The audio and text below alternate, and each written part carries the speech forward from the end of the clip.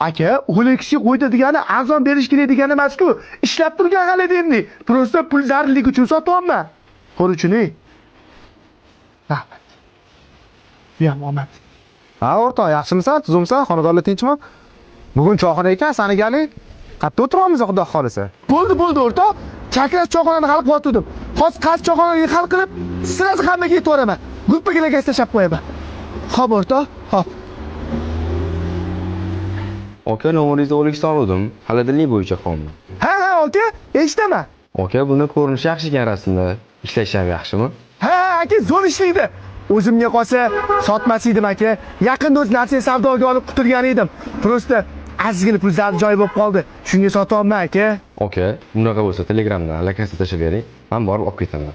Voy, kunlar kech bo'lyapti. Kelib qolarmikin ish qilib, ha? Bolalar oldi ish qilib, noto'g'ri bo'lib qolmang.